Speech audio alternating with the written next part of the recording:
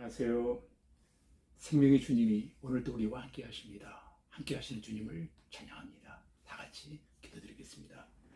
참 좋으신 아버지 하나님, 지난밤에도 주님의 양날개 밑에 고이 품어주셨다가 새하늘 새아침 다시금 깨어있어 말씀으로 하루를 열어갈 수 있도록 은혜 베풀어 주시오니 감사합니다.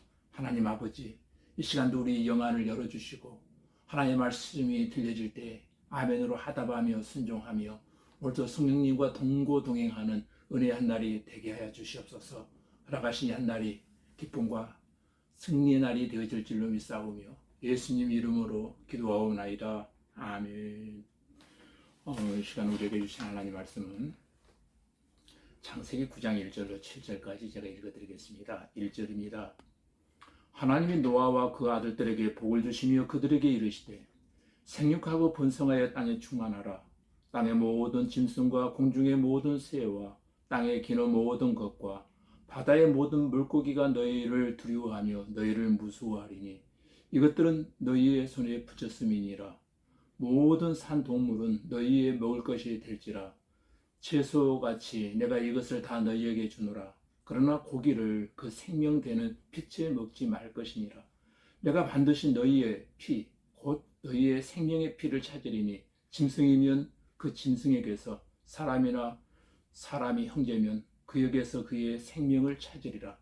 다른 사람의 피를 흘리면 그 사람의 피도 흘릴 것이니 이는 하나님의 자기 형상대로 사람을 지으셨음이니라. 너희는 생육하고 번성하며 땅에 가득하여 그 중에서 번성하라 하셨더라. 아멘. 방금 읽어드린 말씀을 중심으로 해서 무지개 언약과 노아의 실수라는 제목으로 하나님의 말씀을 함께 강론할 때에 크신 은혜와 깨달음의 시간이 되어지기를 주님의 이름으로 기도드립니다.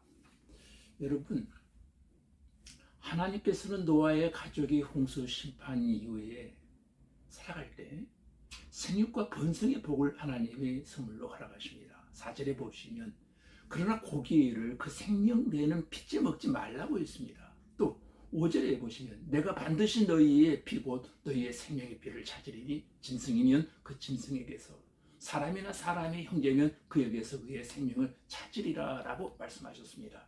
그리고 8절부터 17절까지 보시면 하나님께서 무지개 언약을 세우시고 다시는 너희들과 후손들에게 홍수 심판을 하지 않으시겠다고 약속하셨습니다. 그런데 사람들은 죄를 금방 잃어버리기 때문에 또 죄를 짓습니다. 18절로 19절에 보시면 노아와 그 가족들은 방주에서 나왔습니다. 자녀들의 이름은 셈과 함과 야벳입니다.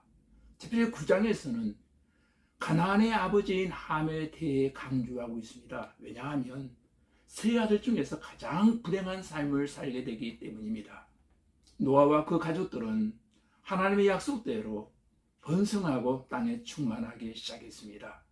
다시 인류가 번성하고 종족이 번성하게 되었습니다. 노아는 농업을 하게 되었습니다. 20절 말씀에 보면 포도나무를 심었습니다. 그런데 21절에 보니까 노아가 포도주를 마시고 취하여 그 장막 안에서 벌거벗었다라고 성경은 기록하고 있습니다. 표현은 단순하지만 여기서 일어난 사건은 엄청나게 큰 사건으로 발전되어집니다. 노아가 벌거벗고 수치를 당하게 될 줄은 아무도 몰랐습니다. 사실 노아는 이런 사람이 아니잖아요. 아마 6장에 보시면은 의인이요 당대의 완전한 자라고 하나님과 동행하는 사람이었노라고 칭찬받는 사람이었습니다. 하나님이 그를 그렇게 소개하고 있습니다. 그런데 22절과 23절에 보니까 가나안의 아비 함은 아비의 하체를 보고 밖으로 나가서 두 형제에게 고발했고 떠들기 시작했다는 겁니다. 나머지 두 아들은 이런 아버지의 모습을 보고 너무나 마음이 급한 나머지 빨리 옷을 취하여 어깨에 메고 깃발걸음질 쳐서 아버지의 하체를 덮어주고 보지 않고 나왔습니다. 노아는 누구보다도 제가 얼마나 무섭다는 것을 체험한 사람입니다.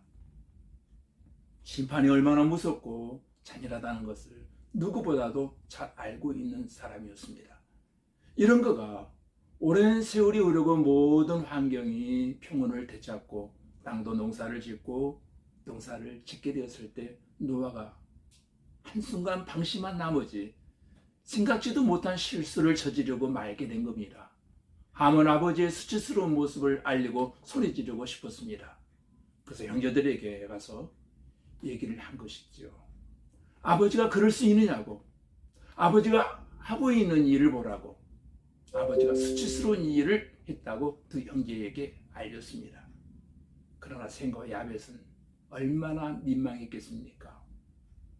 아버지의 그 하체를 쳐다보지도 못하고 뒷걸음쳐서 덮어드리고 나온 것입니다. 부모는 자식의 허물을 드러내지 않습니다. 그런데 함은 자녀로서 부모의 허물을 드러내버리고 만 것입니다.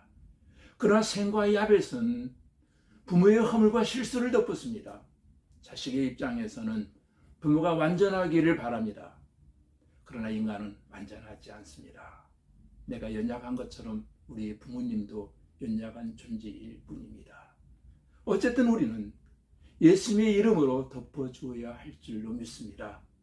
이렇게 덮어주면 복이 오지만 덮어주지 아니하면 저주가 온다는 것을 24절부터 27절까지에서 예언하고 있습니다.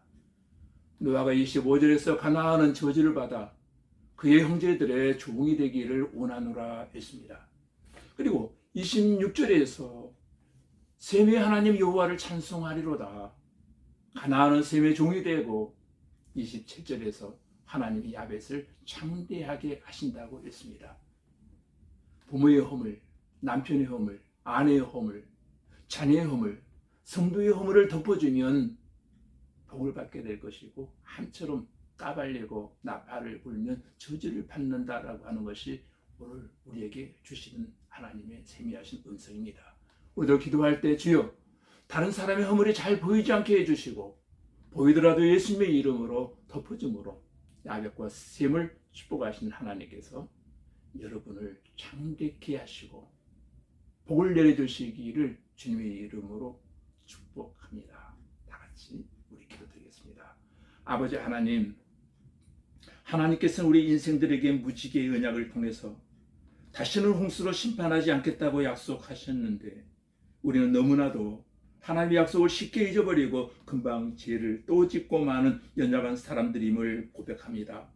구원받은 우리의 영혼이 너무 쉽게 죄를 짓고 상처받지 아니하도록 내 믿음을 지킬 수 있게 하시고 구원의 도구를 쓰고 구원의 확신을 가지고 하나님이 주신 말씀의 약속을 굳게 붙잡고 죄를 이기고 날마다 승리하는 삶을 살기를 원합니다. 주여, 우리는 함처럼 부모나 형제와 성도들의 벌거벗은 수치와 허물을 까발리고 나팔을 불어 하나님께 저주받는 존재가 되지 않게 하시고 셈과 야벳처럼 허물과 실수를 덮어주는 주님의 마음을 품게 하시고 그리하여 하나님이 주시는 천상의 축복들을 받아 누리게 하시고 덮어주고 간용하고 감싸주고 사랑하는 교회가 되므로 수많은 영혼들이 교회에 깃들고 둥지를 틀게 되는 아버지 하나님의 넉넉한 우리 공동체가 되어져 갈 수 있도록 은혜 베풀어 주시옵소서. 예수님 이름으로 기도하옵나이다. 아멘. 오늘도 새날을 허락하신 주님께 찬양과 경배와 영광을 올려드리며 또 한 번의 승리가 저와 여러분에게 보장되어지기를 주님의 이름으로 기도드립니다. 사랑합니다.